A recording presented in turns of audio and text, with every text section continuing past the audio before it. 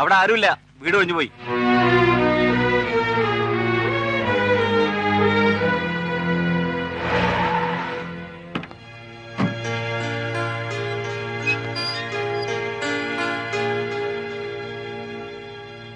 പ്രിയദർശിനി എങ്ങോട്ടാണ് പോയത്? ഞാൻ വീട്ടിൽ പോയിരുന്നു, വീട് ഒഴിഞ്ഞു എന്നറിഞ്ഞു. അവരിവിടെ വന്നിട്ടില്ല. എന്നാൽ എവിടെ പോയെന്ന് വക്കീൽ അറിയാതിരിക്കില്ലല്ലോ. വക്കീലല്ല, നാറി. ഉളുപ്പും നാണോ ഇല്ലാതെ കാശിന് വേണ്ടി കള്ളക്കേസ് വാദിക്കാൻ നടക്കുന്ന നാറി വക്കീൽ. ഒരു വഴക്കിന് വന്നതല്ലേ. സത്യങ്ങൾ അറിയാൻ വൈകിപ്പോയത് എന്റെ കുറ്റമല്ല. എനിക്ക് ഉടനെ അവരെ കാണണം. എന്തിന്? വെട്ടി വെട്ടി നുറുക്കാനോ? Please mister Nambiar. കേസ് പിൻവലിക്കാമെന്ന് പറഞ്ഞു, മാപ്പ് തരണമെന്ന് കേൺ അപേക്ഷിച്ചു. നിങ്ങൾ കേട്ടില്ല. ഒരു സ്ത്രീയാണ് അവരെന്നുള്ള പരിഗണന പോലും ഇല്ലാതെ നിരന്തരം നിങ്ങൾ അവരെ ഹരാസ് ചെയ്യുന്നു. ഒക്കെ ശരിയാണ്, ഞാൻ സമ്മതിക്കുന്നു. തെറ്റ് ചെയ്തെങ്കിൽ അത് തിരുത്താനുള്ള ഒരു മനസ്സും എനിക്കുണ്ടെന്ന് മനസ്സിലാക്കുക. ഇനിയിപ്പോ തിരുത്തേണ്ട ആവശ്യം വരില്ല. ഒക്കെ വൈകിപ്പോയിരിക്കുന്നു. എന്തുണ്ടായി? പറയൂ, എന്താ അവർക്ക് പറ്റിയത്? ഒരു യാത്രക്ക് റെഡിയാണെങ്കിൽ എന്റെ കൂടെ വരാം.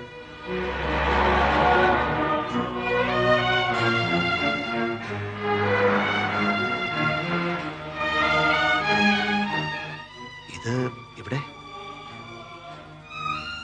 ഇറങ്ങും. അപ്പോ പ്രിയദർശിനി, നിങ്ങൾക്ക് ആ കുട്ടിയെ കാണുകയല്ലേ വേണ്ടു? കാണിച്ചു തരാം.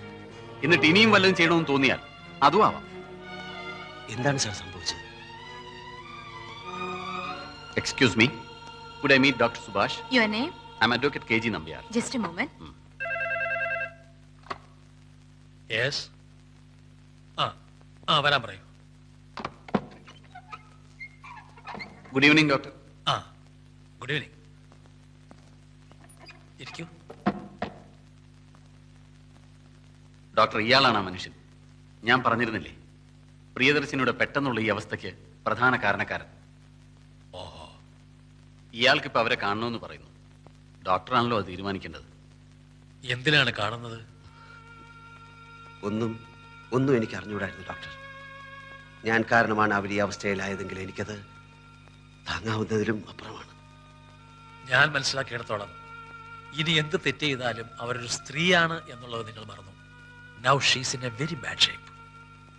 ഞാൻ എന്താണ് ഡോക്ടർ ചെയ്യേണ്ടത്? ഞാൻ അവരെ എവിടെ വേണേലും കൊണ്ടുപോകാം, ചികിത്സിപ്പിക്കാം. എവിടെ കൊണ്ടുപോയാലും ചികിത്സയൊക്കെ ഒന്ന് തന്നെ. തന്നെയല്ല, അവരുടെ കാര്യങ്ങൾ ശ്രദ്ധിക്കാൻ നിങ്ങളെക്കാൾ ഉത്തരവാദിത്തമുള്ള ഞങ്ങളൊക്കെ ഇല്ലേ ഇവിടെ? ഐ എം സോറി ഡോക്ടർ, എനിക്ക് അവരെ ഒന്ന് കാണാൻ. ഇപ്പൊ നിങ്ങൾ പേഷ്യന്റിനെ കാണുന്നതിനോട് എനിക്ക് യോജിപ്പില്ല. നിങ്ങളെ കണ്ടാൽ അവരെങ്ങനെ റിയാക്ട് ചെയ്യുമെന്ന് പറയാനാവില്ല.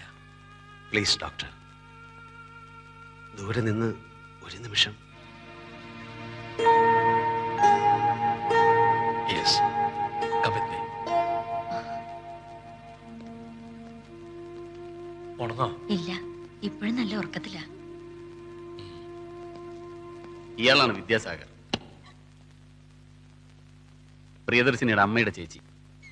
മയങ്ങാണ്.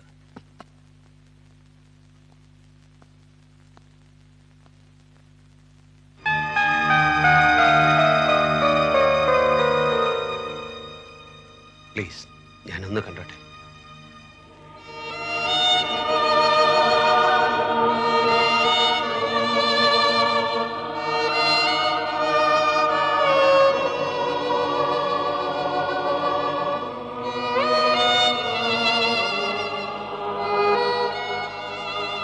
മാപ്പ്. എനിക്ക് താങ്കളെ അറിയില്ല, താങ്കളുടെ സ്വപ്നങ്ങൾ അറിയില്ല. പക്ഷേ മനഃപൂർവ്വം താങ്കളെ വഞ്ചിക്കാൻ ആര് നിർബന്ധിച്ചിട്ടും പ്രിയ ഒരുക്കമായിരുന്നില്ലെന്ന് മാത്രം എന്നെങ്കിലും താങ്കൾ അറിയുക.